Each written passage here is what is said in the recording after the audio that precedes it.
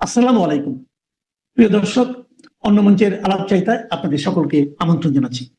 আওয়ামী লীগের প্রাক্তন স্পিকার শিরিন চৌধুরী, শারমিন শিরিন, তাকে আজকে সকালবেলা তার বাড়ি থেকে হঠাৎ করে অ্যারেস্ট করা হয়, সম্ভবত বাড়ি থেকে, যা খবর পেলাম। এই যে হঠাৎ করে তার আগমন, উদয়, এবং তারপরে পরেই তাকে অ্যারেস্ট করা, অন্তত 4-5 ঘন্টা বসিয়ে রাখা, তাকে বসিয়ে রেখে মামলা টামলার ব্যাপারে চিন্তা ভাবনা করা, কি মামলা দেওয়া যায়। মানে এই বুদ্ধিটা তারেক রহমানকে কে দিয়েছে জানি না, কিন্তু তারেক রহমানকে যেই এই বুদ্ধিটা দিক, তিনি যে তার বন্ধু নন এটা পরিষ্কার বোঝা যাচ্ছে। যদি বন্ধু হতেন তাহলে এই বুদ্ধি কখনো দিতেন না উনি।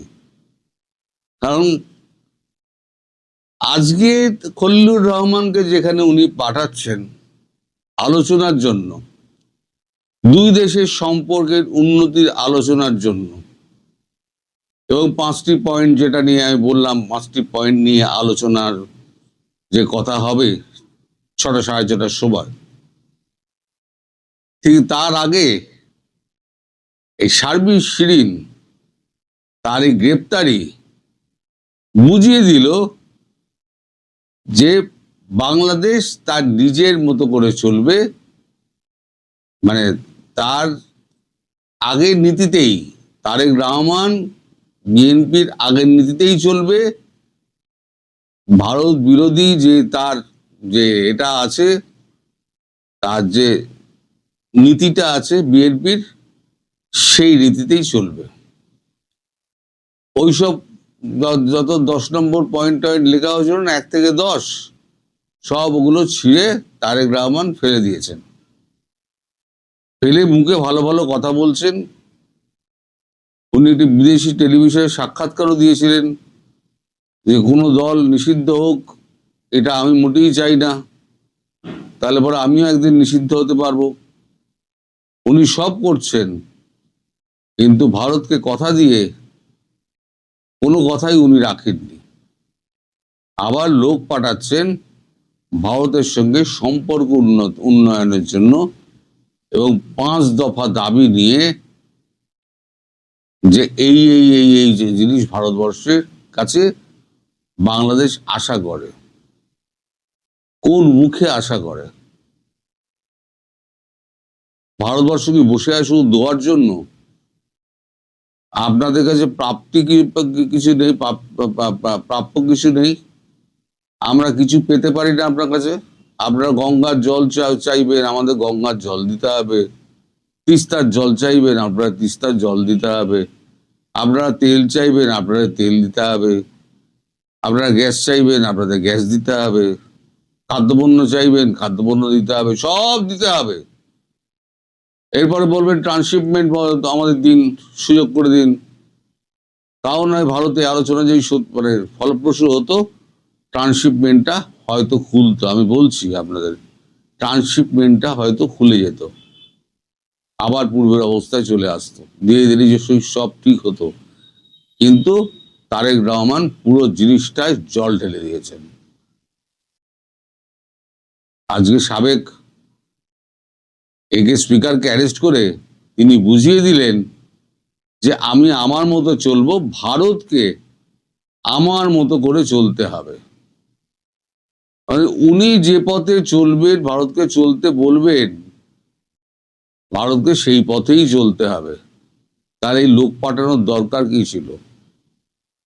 আজকে মিটিং শুরুর আগেই তো আশঙ্কার একটা ব্যাপার ছিল, আমি আগের ভিডিওতে বলেছি। তো শুরুর আগেই যে কথা যদি প্রথম শুরু হবে, সেটা হচ্ছে এই প্রাক্তন স্পিকারের হঠাৎ করে গ্রেপ্তারি। তার মানে আপনারা কি চাইছেন? আপনারা আপনাদের নির্দিষ্ট পথেই, যেটা ইউনূস করে গেছিল, সেই পথেই তো আপনারা হাঁটছেন। আপনাদের পথ পরিবর্তনের তো কোনো রকম দেখা যাচ্ছে না, নিদর্শন দেখা যাচ্ছে না। তাহলে এই অবস্থা চলতে থাকলে আমার মনে হয় না এই মিটিংটা ওই জয়শঙ্কর পর্যন্ত খুব একটা এগোবে, আমার মনে হয় না। আজকে যেটা হলো, আর জয়শঙ্কর যদি মিটিংটা যদি ফ্লপ হয়, মিটিং হলো 10 মিনিটে মিটিং শেষ হয়ে গেল, জয়শঙ্করজি বেশি কথা বলবেন না। যদি দেখেন না এটা কোনো কাজের কাজ হচ্ছে না, সময় নষ্ট, তো ওনার অনেক কাজ আছে, উনি উঠে বেরিয়ে যাবেন, এবার তুমি তোমার মতো বসে থাকো। যদি এটা হয় তাহলে পরে বলবো তারেক রহমানের মতো মহামূর্খ দুটো নেই। আমি বলেছি না, একবার সাপের গালে চুমু খাচ্ছেন, একবার ব্যাঙের গালে চুমু খাচ্ছেন। এই সাপের গালে আর ব্যাঙের গালে চুমু খেতে খেতে কোনদিন সাপও কামড়াবে আর ব্যাঙও কামড়াবে, দুটোই হবে। এই খবর হঠাৎ করে খুব তোলপাড় ফেলে দিয়েছে পুরো রাজনৈতিক মহলে, ভারতের রাজনৈতিক মহলে এই খবর পুরো তোলপাড় করে দিয়েছে যে যখন সুষ্ঠু একটা সমাধানের পথে এগোনোর চেষ্টা করছে ভারত, হ্যাঁ, প্রেশার তো সবসময় বজায় রাখা হবে, কূটনীতিতে প্রেশার বজায় রাখা হয়। কারণ আপনি যদি দীর্ঘদিন ধরে আমায় মারতে থাকেন, এক সময় তো আমি আপনাকে মারবই। কূটনীতিতে প্রেশার রাখা হয়, কারণ আবার যদি আপনারা ওইখান থেকে ভারত বিরোধী স্লোগান তুলতে শুরু করেন, তাহলে আর আপনাদের বাঁচানো গেল না। এইটুকু আমি মানে এখনই বলে দিতে পারি। আজকের মিটিং অজিত দোভালের সঙ্গে আছে, কালকে মিটিং জয়শঙ্করজির সঙ্গে আছে, কিন্তু সেই মিটিং এ পৌঁছানোর আগে যে কাণ্ডটি আপনারা করে ফেললেন, সেটা আপনারা ভারতকে চটিয়ে দিলেন, এটুকু বলতে পারি। মোদিজি শুনে শুধু বলবেন যে ছোড় দো, छोड़ दो, बात करने का कोई फायदा नहीं है, ये लोग समझने वाला नहीं है। इसका एक ही बात समझ में आता है, और जो समझ में आता है वही करना पड़ेगा।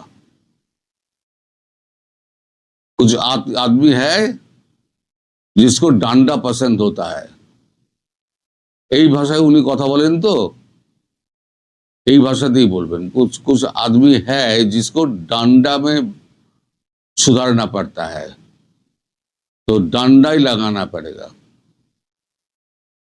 আজ আমি বলছি তো, কিছুদিনের মধ্যে এই খবরটা আপনারা পেয়ে যাবেন। আমার এটাতে লাগানোর সুযোগ নেই। কালকে যেটা আমি ছবিটা দেখিয়েছিলাম না, এই আপনার খবরের কাগজে যে গাড়িগুলো যাচ্ছে, সেই গাড়িগুলোর ছবি আজকে আমার কাছে মিনিস্ট্রি অফ, আপনারা যদি যান এমইএতে যান, এমইএর ইনস্টাগ্রামের অফিসিয়াল ইনস্টাগ্রামে যান, আপনারাও দেখতে পাবেন ওই গাড়ি উত্তরবঙ্গ আর আসামের দিকে রওনা হচ্ছে। আমি পারলে পরে ওই গাড়ির ছবিটি লাগিয়ে দেব। সঙ্গে সঙ্গে তার পেছনে পেছনে সেনা যাচ্ছে, এবং এক জায়গায় সেনাকে আটকে ছিল, সেখানে ব্যাপক মারধর করেছে, নিস্তর পিটিয়েছে, সেটাও আমি আপনাদেরকে দিয়ে দেবো ওই একই সঙ্গে। দুটো ছবি কোলাজ করে আমি এর পরেই তুলে দেবো রাত্রিবেলার দিকে, আপনারা দেখে নেবেন। আর যে কাণ্ড আপনারা করলেন, মানে তারেক রহমান অ্যান্ড কোম্পানি করলেন, মানে কোনো কূটনীতি রাজনীতি জানা মানুষ এইটা করবেন না। একদিকে আলোচনার জন্য লোক পাঠাচ্ছি, আবার ঠিক তার আলোচনা ভেস্তে দেওয়ার জন্য যে কাজটি করা, সেই কাজটি আমি করে দিলাম ঠিক বৈঠকের আগে। তার বৈঠকের শুরুতেই জল ঢেলে দিলাম। তার আবার হাত পা তুলে চিৎপাত হয়ে বসে থাকুন, আমরাও আমাদের পথ দেখব। সবাই ভালো থাকবেন। সম্মানিত দর্শক, অন্তর্বর্তীকালীন সরকারের প্রধান উপদেষ্টা ডক্টর মোহাম্মদ ইউনূস সম্ভবত সেফ এক্সিট পেতে যাচ্ছেন না। নানা রকম অভাব, নানা রকম অভিযোগ, নানা রকম অনিয়ম অনেকটা সুনামির মতো তার দিকে ধেয়ে আসছে। দেশের মূলধারার গণমাধ্যমগুলো, পত্রপত্রিকাগুলো তার জমানার নানা রকম অনিয়ম এবং বিশেষ করে ব্যক্তিগতভাবে ডক্টর মোহাম্মদ ইউনূসকে যেভাবে আক্রমণ করে প্রতিবেদন ছাপাচ্ছে, ফটোকার্ড ছাড়ছে, তাতে সামাজিক মাধ্যমে রীতিমতো তোলপাড়। ডক্টর ইউনূসকে নিয়ে যে কোনো একটা গালি দিলে, যে কোনো একটা নেতিবাচক কথা বললে মুহূর্তের মধ্যে সেটা ভাইরাল হয়ে যায়। তিনি ওই জমানাতে কি করেছেন, কত টাকা সুবিধা নিয়েছেন, রাষ্ট্রের কত টাকা ক্ষয়ক্ষতি করেছেন ইত্যাদি নানা বিষয়ে, সেটা সরকার দলীয় কোনো মন্ত্রী এমপি বলুন, কোনো সাংবাদিক বলুন বা অন্য যে কোনো ব্যক্তি বলুন, সঙ্গে সঙ্গে সেটি ভাইরাল হয়ে যাচ্ছে। অন্যদিকে যখন বর্তমান সরকার ১/১১ মানে ওই যে ২০০৬ সনে যে ১/১১ হলো, সেই ১/১১-র কুশীলব আছেন, বিশেষ করে মাসুদ উদ্দিন চৌধুরী, জেনারেল খালেদ মামুন, ডিজিএফআইয়ের প্রধান, তাদেরকে যখন গ্রেপ্তার করা হলো এবং তাদের কাছ থেকে যে জবানবন্দি আদায় করা হয়েছে, এরপর সব মহল থেকে বলা হচ্ছে যে এরা তো জাস্ট ইনস্ট্রুমেন্ট, হাতিয়ার। যারা এই হাতিয়ারের মালিক ছিল, আজকে যেভাবে ডিপ স্টেটের কথা হচ্ছে, তখনও একটা ডিপ স্টেট ছিল ১/১১-র ঘটনা ঘটানোর জন্য, এবং স্পষ্টতই সেখানে দিল্লি এবং আমেরিকার একটা কালো হাত ছিল। দিল্লি এবং আমেরিকার গ্রিন সিগন্যাল ছাড়া বাংলাদেশের তৎকালীন সেনাপ্রধান মঈন আহমেদের পক্ষে কখনো কোনো অবস্থাতেই বিএনপির মতো একটা বৃহৎ দলের সঙ্গে চোখ উল্টানো সম্ভব ছিল না। তো সেই ১/১১-র সময়টিতে বিএনপির উপর যে নির্যাতন হয়েছে, জুলুম হয়েছে, বেগম জিয়ার উপর হয়েছে, তারেক রহমান সাহেবের উপর হয়েছে, কোকোর উপর হয়েছে, বিএনপির অসংখ্য নেতাকর্মীর উপর হয়েছে, এখন বিএনপির যখন সুসময়, তখন তারা কোনো অবস্থাতেই সেই ১/১১-র কুশীলবদেরকে ছাড় দিতে নারাজ। বিভিন্ন কারণে তারা নারাজ। প্রথমত হয় কি, যে মার খায় সে বুঝে এটার বেদনা কত। ধরুন আপনাকে কেউ গাল ফাটিয়ে দিল, আপনার পিঠের উপর বেদমভাবে বেত মারা হলো, সেটা আপনার শিক্ষক, পিতামাতা বা অন্য যে কেউ হোক, আপনি কিন্তু কখনো ভুলতে পারবেন না। মৃত্যু পর্যন্ত আপনাকে সেই বেদনা তাড়া করবে। বিশেষত যখন অপমানজনকভাবে আপনাকে বন্দি করে, শৃঙ্খলাবদ্ধ করে আপনাকে বেদম প্রহার করা হবে, কিল, ঘুষি, চড়, থাপ্পড়, লাথি, গুতা আপনাকে ফেলে পাড়ানো হলো, পাবলিকলি গণপিটুনি দেওয়া হলো, আপনার মধ্যে যদি ন্যূনতম জিদ থাকে, আপনি প্রতিজ্ঞা করবেন যে বাঁচি মরি পরের কথা, যদি কোনোদিন সুযোগ পাই, আমাকে যে অপমান করেছে, আমাকে যে কষ্ট দিয়েছে, আমি তাদেরকে ছাড়ব না। এটা হলো মানুষের একটা স্বাভাবিক চরিত্র। আর আমরা এর বাইরে ক্ষমা মহত্বের লক্ষণ, ক্ষমা ঔদার্য, এভাবে ক্ষমা করে দাও, ওভাবে ক্ষমা করে দাও, এটার পেছনে গল্প থাকে, অনেক কাহিনী থাকে, অনেক মিথ্যাচার থাকে, এবং ক্ষেত্র বিশেষে যাকে বলা হয় যৌনতা থাকে, রাজভাণ্ডার থেকে, সিংহাসন থাকে। যেমন ধরুন কোনো রাজা আপনাকে বেদমভাবে মারলো, রাজ দরবারে চাপকে আপনার পিঠের চামড়া তুলে দিল, আপনি সেনাপতি, বের হয়ে গেলেন, অভিযোগ ছিল আপনি রাজার মেয়ের সঙ্গে প্রেম করেন, তা আপনি জঙ্গলে চলে গেলেন সঙ্গী সাথী নিয়ে, শক্তি সামর্থ্য অর্জন করে, গেরিলা যুদ্ধ করে সে রাজ্য দখল করে ফেললেন। কিন্তু রাজ্য দখল করার পরে আপনার প্রেমিকা, সেই প্রেমিকা আপনার কাছে ছুটে এলো, ওগো দোহাই তোমার, তুমি আমার বাবাকে মেরো না, আজ আমি তোমার। আপনি বিয়ে করলেন, সিংহাসনে বসলেন, শ্বশুর মহাশয়কে ক্ষমা করে দিলেন। এর সঙ্গে যৌনতা থাকে, আরো অনেক কিছু থাকে, কিন্তু কোনো রকম কনসিডারেশন নাই, বিনিময় নেই, আর সঙ্গে সঙ্গে আপনি সেটা ক্ষমা করে দেবেন, এটা হয় না। তো তারেক রহমান সাহেব যাদের দ্বারা ক্ষতিগ্রস্ত হয়েছেন তাদের দ্বারা তার কোনো কনসিডারেশন হয়নি, তাদের দ্বারা ক্ষতিপূরণ পাননি, তাদের দ্বারা কোনো অবস্থাতেই তার ভোগ বিলাস বা অন্য কোনো জায়গাতে তার খুন নিবৃত্তি হয়নি। তো কাজেই তাদেরকে তিনি ক্ষমা করবেন না। এবং তিনি যে লোকদেরকে গ্রেপ্তার করছেন তার ফলে ক্রমশই তালিকা দীর্ঘ থেকে দীর্ঘতর হচ্ছে। কারা কারা এই 11 সাথে জড়িত আছে, এবং সবার শীর্ষে চলে যাচ্ছে মতিউর রহমানের নাম প্রথম আলো সম্পাদক, মাহফুজ আনামের নাম ডেইলি স্টারের সম্পাদক, গ্রামীণ ব্যাংকের ডক্টর মোহাম্মদ ইউনূসের নাম চলে আসছে, ব্রিগেডিয়ার সাখাওয়াতের নাম চলে আসছে, আরও অনেকের নাম যারা এই মুহূর্তে বাংলাদেশে আছে। ফলে কি হলো, আতঙ্ক বাড়ছে, ডে বাই ডে আতঙ্ক বাড়ছে। এবং ইতিমধ্যে আপনারা দেখেছেন যে কে বা কারা ডক্টর মোহাম্মদ ইউনূস এবং তার সঙ্গী সাথী যারা আছে তারা যেন দেশ ছেড়ে পালাতে না পারেন, এই জন্য একটি আইনি নোটিশ দেওয়া হয়েছে। এই নোটিশে সরকার হয়তো উত্তর দেবেন না বা কিছুই মনে করবে না, কিন্তু এটা এমনভাবে প্রচারিত হচ্ছে যেন জনগণ চাচ্ছে যে ডক্টর মোহাম্মদ ইউনূস এবং তার উপদেষ্টা মণ্ডলী তারা যেন দেশের বাইরে যেতে না পারেন। কিন্তু ইতিমধ্যে আমরা জানি যে বেশ কয়েকজন উপদেষ্টা দেশ ত্যাগ করেছেন, অনেকে গা ঢাকা দিয়েছেন, ঢাকা শহরে এমনভাবে আছেন যে তারা কি জীবিত না মৃত, তারা কি পলাতক, তারা কি গুপ্ত না সুপ্ত, কি অবস্থায় আছেন আমরা জানি না। আর কয়েকজন ওভার স্মার্ট হয়ে দেখানোর চেষ্টা করছেন আমরা শেখ হাসিনার জন্য এটা করেছি, আন্দোলনকারীদের জন্য এটা করেছি, জুলাই বিপ্লবের জন্য এটা করেছি, সরকার ক্ষমতায় থাকতে আমরা সারা বাংলাদেশ সোনায় সোহাগা করে দিয়েছি, সোনার কাঠি রূপোর কাঠি দিয়ে জাদুর বাক্স বানিয়ে ফেলেছি বাংলাদেশে, কিন্তু কাজ হচ্ছে না। এর কারণ হলো তারা যা কিছুই করেছেন তাতে বিএনপির কোনো উপকার হয়নি। বিএনপির উপকার হয়েছে খলিলুর রহমান সাহেবকে দিয়ে, বিএনপি নিয়ে নিয়েছে।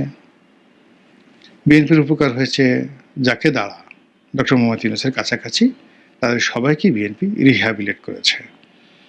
আর যে সমস্ত লোক চিৎকার করছেন, চেঁচামেচি করছেন, বিভিন্ন কথাবার্তা বলছেন, তাদের দ্বারা যদি বিএনপি অপমানিত হয়ে থাকেন, ক্ষতিগ্রস্ত হয়ে থাকেন, অথবা বিএনপির কোন স্তরের নেতাকর্মীদের সাথে যখন তাদের সুসময় ছিল তখন যদি তাদের কোনো ভালো সংযোগ না থাকে, প্রত্যেকটা লোক ডলা খাবেন, একেবারে পাটা দিয়ে পুতা দিয়ে যেভাবে ডলা দেওয়া হয় ওই ডলা খাবেন। আমাদের দেশে যাওয়া হয়, ক্ষমতায় যাওয়ার সঙ্গে সঙ্গে মানুষ চোখ উল্টায় ফেলে। দীর্ঘদিন আপনার সাথে সম্পর্ক, আপনার বাসায় আসে, আপনার কাছে টাকা নেয়, পয়সা নেয়, আপনার দালালি করে, এরকম একজন লোক, রাস্তার মানুষ, হঠাৎ করে দেখা গেল মন্ত্রী হয়ে গেছেন, এমপি হয়ে গেছেন, তারপর ভাবটা এরকম আপনাকে যে চেনেন এরকম তাদের কোনো লক্ষণ না। তো উপদেষ্টাদের মধ্যে অনেকে একটা সময় বিএনপির পিছিয়ে পিছিয়ে ঘুরঘুর করতো, বিএনপির অফিসে একটা দাওয়াত পাওয়ার জন্য, বিএনপির একজন নেতার সঙ্গে একটু ভালো সম্পর্ক স্থাপন করার জন্য তাদের কত রকম চেষ্টা তদবির ছিল। আর যেই মুহূর্তে তারা ক্ষমতা পেল, মুহূর্তের মধ্যে আমি কার খালুরে, আমি কার মামুরে, আমি মানে এটা হয়ে গেছি, আমি ওটা হয়ে গেছি।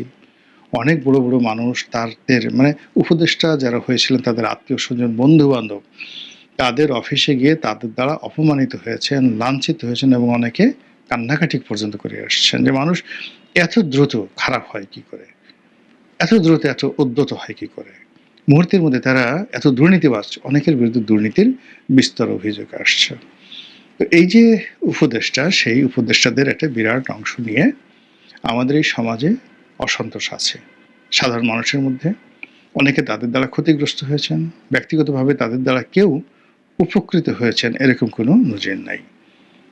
তো যা হোক, এখন তাদের সুসময় চলে গেছে, কেউ তাদেরকে ডেকে জিজ্ঞাসা করছে না, তারা একা একা কোথাও ঘোরাফেরা করতে পারছে না, মুরগির বাজারে, মাছের বাজারে, সেলুনে, বিপণী বিতানে কোথাও তারা ঘোরাফেরা করছে না, কোনো মিডিয়া তাদেরকে ডাকছে না, কেউ তাদের নাম নিচ্ছে না, বরং চারিদিক থেকে এই উপদেষ্টাকে গ্রেপ্তার করো, ওই উপদেষ্টার বিরুদ্ধে দুর্নীতির অভিযোগ তদন্ত করো, ওই উপদেষ্টা কোনো কাজ করে না, ওই উপদেষ্টা যেন বিদেশে যেতে না পারে, এই ধরনের কথাবার্তা বলার পাশাপাশি এনসিপি নাহিদ ইসলাম, তারা মানে এনসিপি নাহিদ ইসলামের যে দল, সেই দলের পক্ষ থেকে প্রায় সবাই যেটা বলার চেষ্টা করছেন যে ডক্টর মোহাম্মদ ইউনূস এবং তার উপদেষ্টারা একটা ইলেকশন ইঞ্জিনিয়ারিং করে বিএনপিকে তারা ক্ষমতায় বসিয়ে সেফ এক্সিট নেওয়ার চেষ্টা করেছে। অনেকে মন্ত্রী এমপি হিসাবে সেই বিএনপি সরকার ইনক্লুড হতে চেয়েছে, অনেকে রাষ্ট্রপতি হতে চেয়েছে। এটা হতে দেওয়া যাবে না। এবং তারা এই যে তাদের লোভ যদি বিএনপির প্রতি না হতো, তাহলে জুলাই সনদ পাশ হয়ে যেত, সরকার যেভাবে চেয়েছে সেভাবেই সব কিছু হতো। কিন্তু সরকার সেই জুলাই বিপ্লবীদের সাথে বেইমানি করেছে। এই কথা নাহিদ ইসলামের যারা লোকজন তারা আকার ইঙ্গিতে বোঝাতে চাচ্ছেন। তারা সেই উপদেষ্টা এবং ডক্টর মোহাম্মদ ইউনূস তাদের সবাইকে তারা রীতিমতো হুঁশিয়ারি উচ্চারণ করেছে যে আপনারা, আমরা যে জনদাবিগুলো করছি জুলাই সনদ নিয়ে বা অন্যান্য বিষয় নিয়ে, আমাদের সঙ্গে আপনাদের রাস্তায় নামতে হবে। এবং যদি রাস্তায় না নামেন তারা, তাহলে এনসিপি জামাতের সাথে তাদের যে বিরূপ সম্পর্ক সেটা চলতে থাকবে, আর সরকারের সাথে তাদের যে সম্পর্ক এটা সরকার স্বীকার করবে না। সরকার যাদেরকে স্বীকার করে তাদেরকে একীভূত করে নিয়েছে, বাকি যারা লোকজন আছে তাদেরকে করবে না। এর কারণে এরাও বিএনপিকে বিভিন্ন সময় জ্বালিয়েছে। ফলে কি হলো, আমাদের দেশে অতীতে যেভাবে তত্ত্বাবধায়ক সরকারের যারা লোকজন অনেকে হয়তো পরবর্তীতে সমাজে রেসপেক্টেড হয়েছেন, কিন্তু ১১ সরকারের যারা কুশীলব তারা আমাদের এই সমাজ থেকে উচ্ছেদ হয়েছে। তো সেই পরিস্থিতি চাইতেও মারাত্মক পরিস্থিতি তৈরি হয়েছে ডক্টর মোহাম্মদ ইউনূস এবং তার সঙ্গী সাথীদের ব্যাপারে। এর কারণ হলো, আর যাই হোক ১১ যারা প্রধান উপদেষ্টা ছিলেন তাদের কারো বিরুদ্ধে দুর্নীতির অভিযোগ আসেনি। ডক্টর মোহাম্মদ ইউনূস যেবার তত্ত্বাবধায়ক সরকারের উপদেষ্টা হয়েছিলেন, তিনি শুধু নিজের জিঘাংসা সেটা যাকে বলে চরিতার্থ করেছিলেন। বেশ কয়েকজন লোককে তিনি মামলা মোকদ্দমায় ফাঁসিয়েছিলেন, কিন্তু ব্যক্তিগতভাবে দুর্নীতি করেছেন এরকম কোনো কথা আমি শুনিনি। অন্যান্য উপদেষ্টাদের কথা তো একেবারেই না, তারা ছিলেনই মাত্র ৩ মাসের জন্য। কিন্তু এইবার অনেক উপদেষ্টা, তাদের পিএস, তাদের এপিএস, তাদের আত্মীয় স্বজন, তারা নিজেরা, অনেকের স্ত্রী, অনেকের স্বামী রীতিমতো গ্যাং বানিয়ে, সিন্ডিকেট বানিয়ে রাষ্ট্রকে লুটেপুটে খেয়েছে, রাষ্ট্রের অনেক প্রতিষ্ঠানকে লুটেপুটে খেয়েছে, অনেক প্রাইভেট এন্টারপ্রাইজ তাদেরকে লুটেপুটে খেয়েছে, অনেক গ্রুপ অফ কোম্পানিজকে শেষ করে দিয়েছে। কাজে এগুলোর বিচারের জন্য চারিদিক থেকে যে আওয়াজ উঠছে, সেই আওয়াজের প্রেক্ষিতে ডক্টর মোহাম্মদ ইউনূস এবং তার যারা সঙ্গী সাথী তাদের কপালে যে কি হবে একমাত্র আল্লাহ ছাড়া আর কেউ বলতে পারে না। আসসালামু আলাইকুম ওয়া রাহমাতুল্লাহি ওয়া বারাকাতুহু।